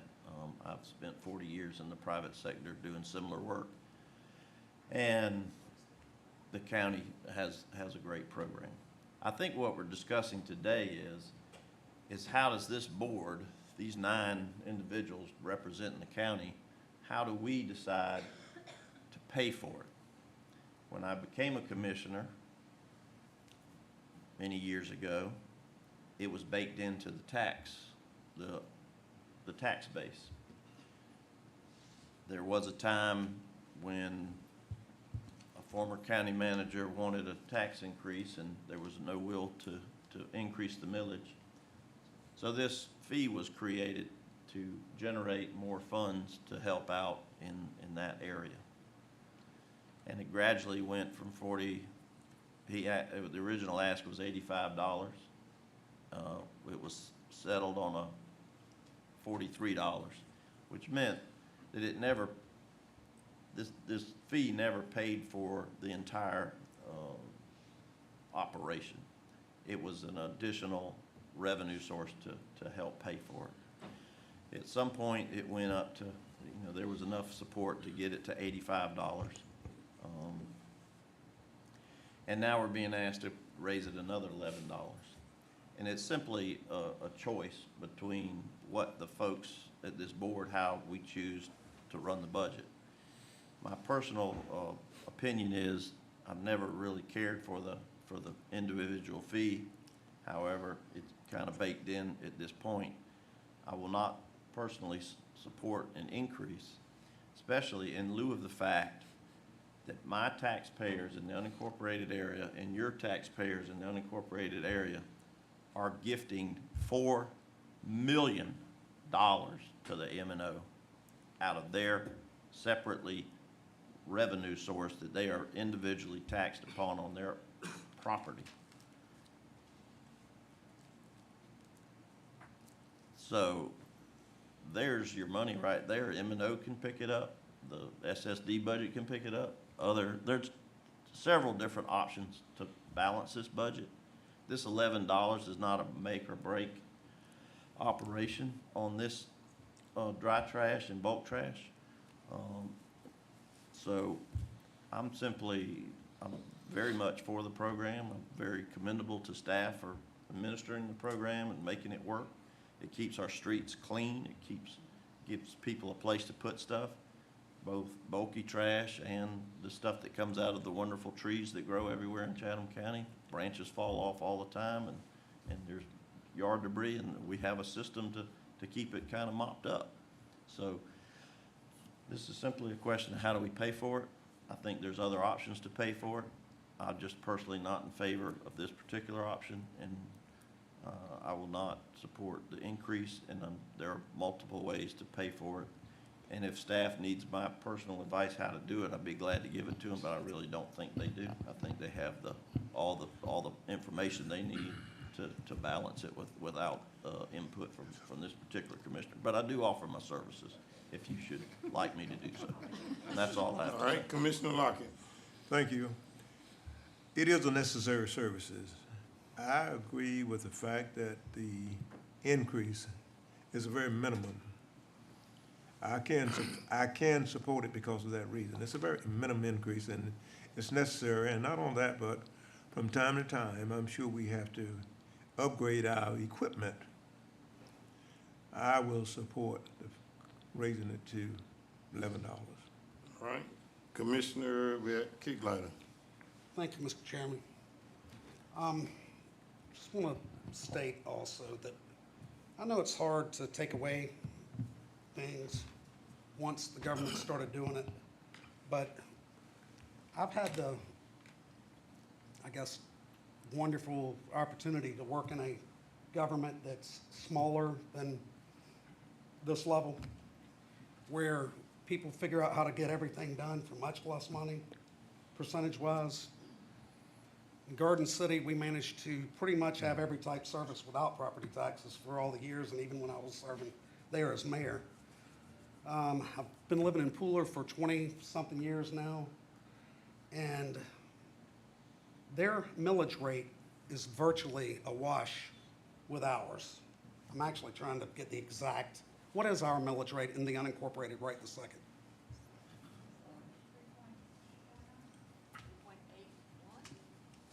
Yeah, I think it's 3. It's 0.3 less than it was last year. Okay, but we're around 4, basically, somewhere around 4. Okay. All right, so virtually they're pretty much a wash. I'm trying to get the exact. But difference being, and I've lived there 20-something years, and I've never felt neglected, like we're treated badly or anything. We don't have a dry trash pickup in Pooler, and we don't have a dry trash fee.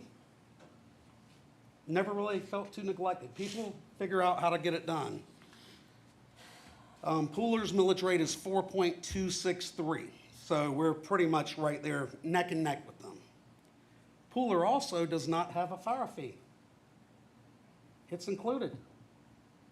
So Pooler's providing fire service, which we all just had to put the fee of a minimum, I believe, of $250 fire fee a year on every citizen in the unincorporated area. Now, that's not even counting when we're talking the larger, more, expensive places to cover.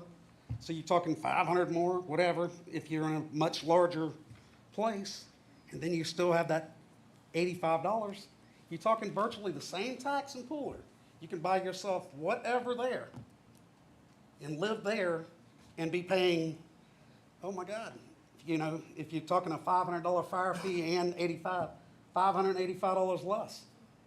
And all you're doing is providing a nice service, but people, it's not something that hits me on a regular basis of, oh my God, what I do with my dry trash. It just, we get rid of it. You take it off. You take it. Take it away. In other words, people will do for themselves what needs to be done. And you don't have to force services on people. You have to force fire fees, or as we all saw, some won't pay it, and we can't let people burn down. But people aren't gonna smother under the dry trash. That's not something it's not something that hurts. That service can be removed. It was removed, I believe, out of Garden City a while back too. It was a nice thing when it lasted, but we don't have to keep doing those type things. People will figure out how to move their dry trash. And to be quite honest, does people burning a little bit of their dry trash, is that a big part of global warming or anything? Better than like a 200-foot tall stack of mess over in our area that those folks have to look at. And we're gonna have to pay to haul it off, to pay more to haul it off to other places? Why can't we have a big control burn area somewhere when they cut down 10 acres of land, they go out there with a fire thing and they burn the dang logs for a little while. Why can't we have some place to burn some of the just mulch? There's just ways to do it without constantly, citizens are not an endless money pit, a well of just endless money. So I think we just have to stop at some point. But I get it with 95% of all of them's using it. I get you too, and I guess I will catch it too. But you know what? I'm willing to catch it, because if somebody wants the service, they can get a buddy, get a truck, pay them to pick it up, and probably cost them less than $85 a year to do it. And that's just that simple. It's something we don't have to have. Pooler does pick up after major storms. Yeah. They do that at no cost to the citizens. There's no fee. They come after a major storm and pick up, so they're not leaving the debris. And I've heard that argument in the past, that we have to have trucks available. Yes, we do. But, we don't have to have it as excessive on staff at all times, spending all that money. It's time to just quit sticking at these people with all these fees. Thank you. Commissioner Milton. Thank you, Mr. Chair. I just want to know, how do we treat evictions? We're I wanna know, required, yeah, if they get evicted and their stuff get dumped out, what happens? we go and pick it up after a certain period of time. If they're in the unincorporated area. If then, yes, sir. Yeah. If they're in the incorporated area, that belongs to the municipality. So who pays for that? We do. Yeah, and we do.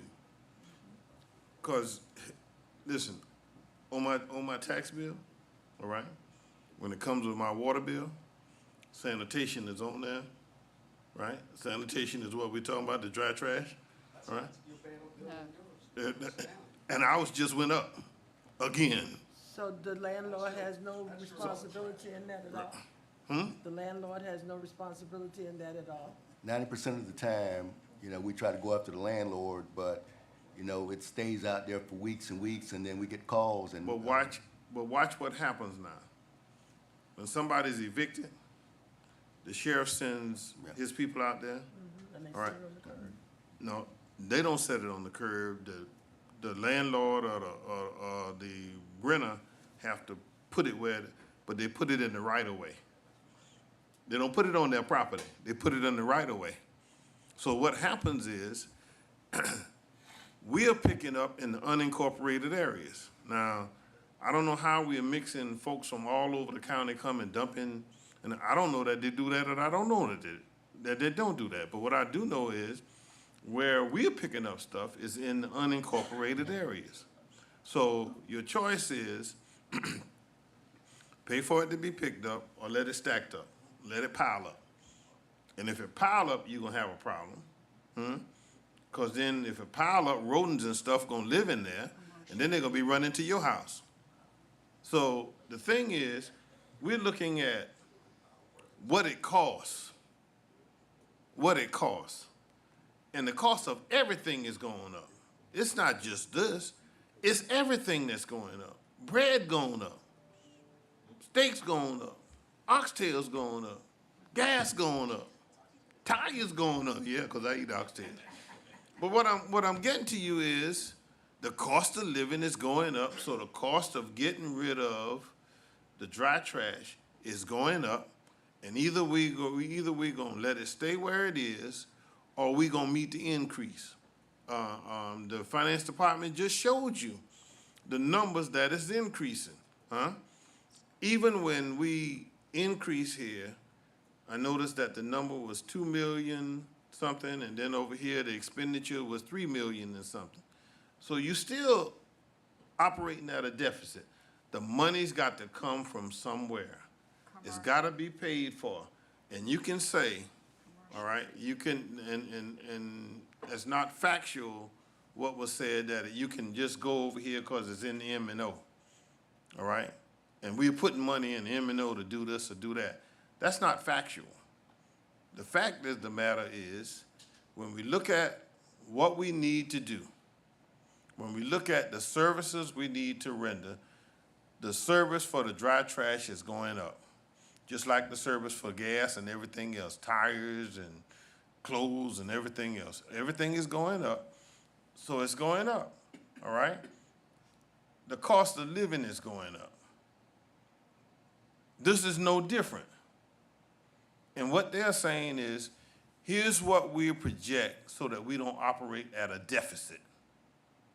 And we are not supposed to, as a government entity, we are not supposed to operate at a deficit. All right? So the dry trash fee cannot operate at a deficit, or we have to find that money somewhere in the budget monies that come. We have to find to pay for it. That's what's on the table. That's what's before us. I'll call for the question. All right, question? No, I said I call for the question, All Mr. right. Chairman. The question is, we need a motion on the floor to do, we got a motion? We got a second to do what? To just, to go back to, My motion was to keep the fee the same. all right? Has everybody said what they need to say? Yes, sir. Can I ask you to amend that to simply state your motion to be not to increase the fee? Because then it automatically goes back. The wording of this is important because I'm not voting for $85 either. But I'll vote against raising it to 95. So if you can amend that, I would appreciate that. I'll make The my motion, semantics, but- I'll make my motion to keep the dry trash fee at $85. No, not that, please. Your motion should- Not to increase the dry trash fee and leave it where it is. Please take that back part off. It's automatic. They said it's automatic, but just please make your motion state, your motion is to not increase the trash fee. Correct. But I also. I will second that. Mr. Chairman, may I? Or if the person Wait, that let did the her second. finish. Can you let her bear finish. with me and say that there also, as a caveat to that, is to look into the commercial fee? Because that is so important, y'all. When you talk about evictions and stuff in these complexes where people are evicted from, and then we're the ones that have to go out, they should be paying a commercial fee for this. Or at least a per residence fee of $4. Exactly, but it should not be the same as a single-family residence.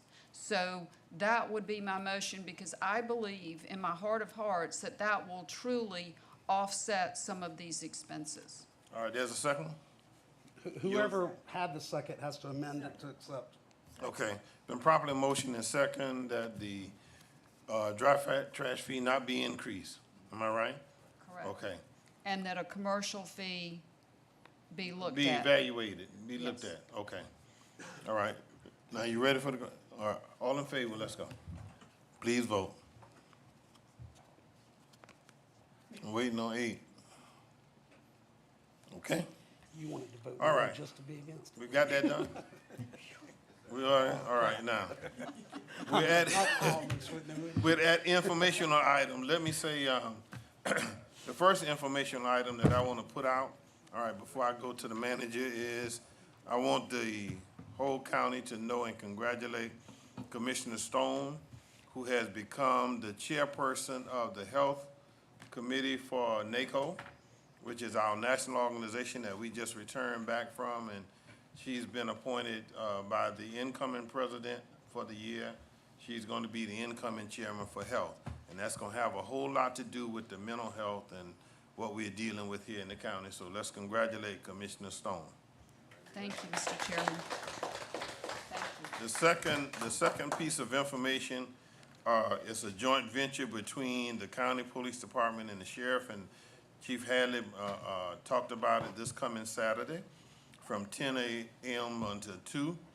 They're giving away books, bikes, and badges, and the block party, all right? School supplies are gonna be given out, and this is gonna be held at the Historic Carver Village Community Center at 905 Collette Avenue in Savannah, and we, those supplies for the incoming school, all right, year, that is a good thing, so we invite the community to please, and those who please take advantage of that, and all the others, now, because I understand also that Commissioner Whiteley, you all are having something Yes, sir. If I along can that speak same on it line. real Yeah, quick. go ahead. Yes, sir. So just for public information, tomorrow from 10 a.m. to 1 p.m., we will be hosting, when I say we, myself, along with Commissioner Milton and Nine Line Apparel, will be hosting the South Chatham Community Resource Fair. This is the second time we're doing this. It will be at 454 Argyle Road. We have participants to include SEMA, Chatham Emergency Services, the District Attorney's Office, the Chatham Emergency Services, Chatham County PD, and so on and so forth. We'll have free school supplies for students as well as free food and music. But most importantly, the opportunity to connect with community resources. Got a box of pamphlets right under my feet here, and looking forward to engaging with the community. So even if you don't have children, please come out. If you are in our district, we'd love to just engage with you, talk to you, and hear some of your concerns, thoughts, and most importantly, get these kids ready for school. Thank you, Mr. Chairman. All right. Mrs. Manager. I just want to remind the board that we're going to have a brief workshop following executive session in the green room to talk about county procurement and MWBE. So want to stay around for that. Thank you, Mr. Chairman.